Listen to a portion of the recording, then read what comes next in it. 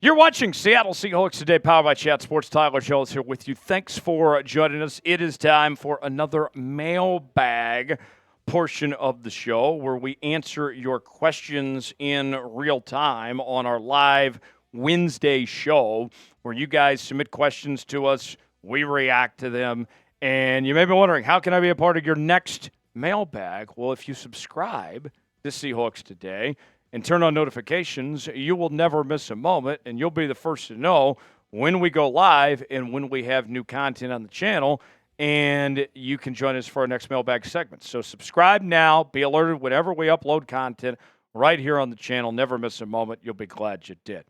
First question comes from Seth. Seth with a $5 super chat writes in. With the snapping issues, how do you feel about putting Olu back at center and moving Connor to either left guard or right guard? Olu had potential, in my opinion. So if you recall, I think not a lot of people noticed this on Sunday, but Olu got some snaps at the tackle position. And that was interesting. And Mike McDonald was asked, like, hey, so you activated Olu. You didn't play Christian Haynes. What was that about? And he said, well, it had to do with positional flexibility because Olu can play more positions than Christian Haynes can. And so then now that starts to get the mind turning a bit. Okay, what else could they potentially do with Olu? What about moving him back to center potentially and moving Connor Williams to the guard spot, his more natural position? Seth, you make a ton of sense. In fact, you probably make too much sense because here's the problem. Part of the agreement when Connor Williams signed with the Seattle Seahawks was that he would play the center position. And that was one of his demands from whatever team he signed with, according to his agent, Drew Rosenhaus. It very well may be written in his contract that he is exclusive to playing center and not playing guard. So I don't even know if you can move him to guard, because he may have it in his contract that says, no, I'm not playing guard, I'm playing center. So that's easier said than done. I do like the positional flexibility with Olu. We'll see. But I don't think this team's necessarily high on him, though, because they had him as the number 3 center on the depth chart just as a week ago. Caleb writes in with a $5 super chat. Go Seahawks, hashtag Seahawks. Do you think that with that loss, we still might have a chance to the playoffs? And it's not a first-time super chat from him. He just changed phones. It's all good. Yeah, still have a chance. But there's plenty of work to do still to get to said point if you're Seattle right now. You're looking at this team at the bottom of the standings, but they're not far off. The division race is just a mess. I don't think anybody in the division right now is a good football team. The Niners are about to get McCaffrey back, so you got to think that they're going to start to get better. And they made the trade for Davis, the defensive tackle, the other day. So, the rich get richer. I think the Niners are going to start to get better from here. The schedule doesn't look great for Seattle over the next few weeks either. I think they can, but will they? That remains to be seen. But they got the work cut out for them if they're going to be a playoff team from here on out. Ian writes in, how does Phil Haynes' PFF grades compare to our current guards? Ian, I'm glad you asked, as I have the grades right here. Let's begin first with Phil Haynes' PFF grades, and then I'll go over the numbers of some of the other guys at his position, because Phil Haynes is available. He could potentially sign, make a return to Seattle. Here's what he did last year. According to the nerds at Pro Football Focus, his overall grade was a 51.9. His run block grade was a 53.6, and his pass block grade was a 59.4. None of those grades are that great. Let's be real with that. Now, let's compare it to the other guards that Ian was talking about here. Anthony Bradford, his overall grade, a 50.4, and his pass block grade is a 51.6, and his run block grade is a 58.6. Not great. Christian Haynes, overall grade, 48. Pass block grade of 53.3. Run block grade of 50.1. And then there's Laken Tomlinson. And Laken Tomlinson's got much better numbers than anybody we just previously mentioned. 68.0 overall. pass block rate is 66.1 and a run block rate of 68.4, but that's still not great, but it's significantly better than everybody else. With that said, I think that what we've seen from this Seahawks team is that Bradford and Haynes are not the immediate solution at this right guard spot. I still think Haynes could potentially figure it out down the line. It's going to take time. But I feel like I'm out on Bradford at this point. If you need some depth in an immediate kind of solution, Phil Haynes might be your option potentially at that right guard spot. Nathan with a $5 super chat. Do you think the defense is close to full strength after their solid performance against the Rams? You know, for all the things we could point to for the Seahawks' loss to the Rams on Sunday, the defense wasn't the issue.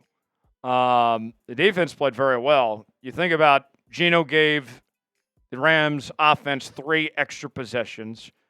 Technically 1 because it was a pick 6, but you get the idea. 3 interceptions. And with the pick 6, that means the defense wasn't responsible for one of the touchdowns of the 26 points scored. So 20 points really, and with overtime included. Huge step in the right direction for this defense. And they played very well a couple weeks ago against the Falcons. It just seems inconsistent. I think that there's reason to be optimistic. I still have questions at the corner spot specifically. I'm not a huge fan of Josh Jobe.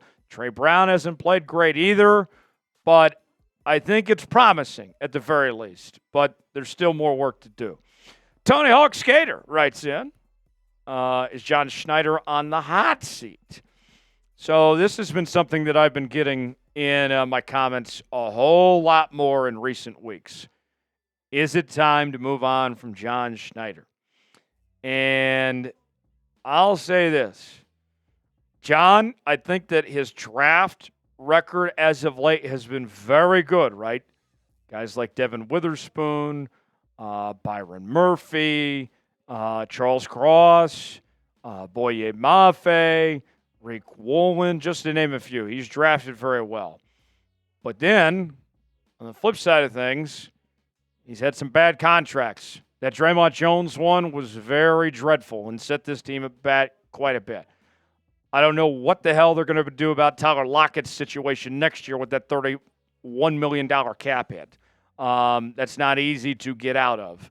He has not done well with the cap structure. He's done a good job with player development and scouting, but they have totally whiffed on some of these contract situations beyond the rookie contracts. And the thing, too, that's alarming when it comes to Johnny is that here we are in 2024, and this team's on track to be what? Somewhere between 7 wins, 6 or 7 wins, to 9 or 10 wins. I think that's kind of the window we're looking at, right? Realistically speaking. Is this team better than what they were last year? No. Are they better than what they were the year before that? No. Those were both 9 and 8 teams. One made the playoffs a couple years ago. Last year's team didn't. Where's the progress? Are you just plateaued? Is that just who you are? That falls on management. There's only so much coaching can do. So I wouldn't say necessarily, I know that's a long answer. I kind of did the weave there. But I don't think that John's on the hot seat just yet, but let's see where the rest of the season goes. Plus, I think that with Mike Macdonald, you need to see where this goes with John, that the two are kind of at this together. They're in lockstep, and that he needs to see how far this is going to go with Mike Macdonald. If they both struggle, then they go down together, I think. Should the Seahawks fire John Schneider? HY for hell, yes. HN for hell, no. Weigh in. Let us know in the comments section. Today's show is sponsored by Game Time. Game Time is the place to go for the best seats, the lowest prices guaranteed. Whether you're looking for tickets to sport events, concerts, theater productions, comedy shows, and more, Game Time has got you covered. With Game Time, you could get tickets to Seahawks games or other events around the Seattle area. And it's real simple. You choose the event you want to go to. They got the prices listed. You choose your seat with their seat views, get the visual, see what that seat is like, and then you're checking out on Apple Pay, Google Pay, Venmo, all major credit card providers. And we got a great deal we're offering with Game Time. You can use the promo code ChatSports, and we'll give you $20 off your first purchase. Terms apply, first purchase only. Promo code ChatSports. Download Game Time today. What time is it? Game Time. The link is in the comments and the description of today's video. Crabtree Sorry says, should the Seahawks take away play calling duties from Ryan Grubb? Now, that's interesting, and this is another idea that I've seen a lot of Seahawk fans calling for Ryan Grubb's head. And, you know, I've had a lot of concerns with Ryan Grubb, and I think they're throwing the football way too much, not running the ball enough. If you've listened to this show for any length of time over the last few weeks, I've said that a lot.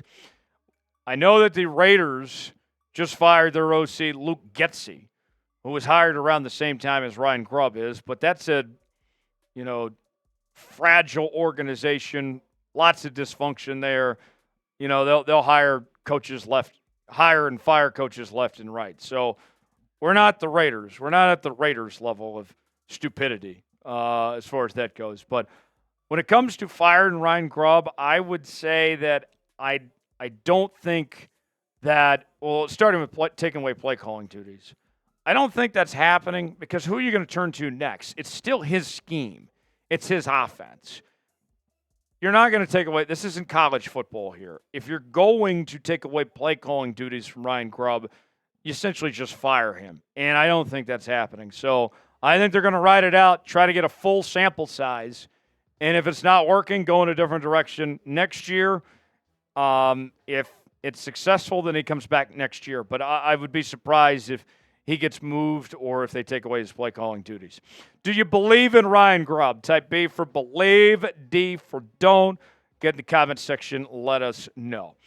Time for one or two more questions here. Let's go with Thriller 3 Much says, why do you think Sam can be better than Geno with this O-line, and he was the league leader in interceptions last year? Thriller, I did not say that. I did not say that. Don't put words in my mouth like that. I never said that Sam can be better than Geno. Let the record show that. I never said that. What I did say, however, though, was that the leash on Geno Smith is as short as it's ever been right now. And I think you get to a point, if things don't get better with Geno Smith, where you have to figure out what you got in Sam Howell. And you have to get some type of spark to this offense if this goes downhill. That's the situation you're in. So I'm not going to sit here and say that Sam Howell's better than Geno Smith. I don't think he is.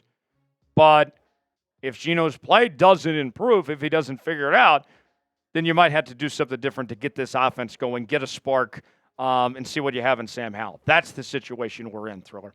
Last question. Matt wants to know, are there any good free agents that we are potentially looking at? Seahawks for life.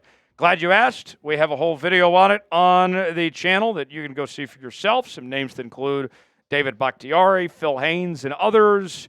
I won't spoil the rest of them. You can go see on our video that we have on the channel out this week. Full list of free agent targets, complete breakdown. Check that out.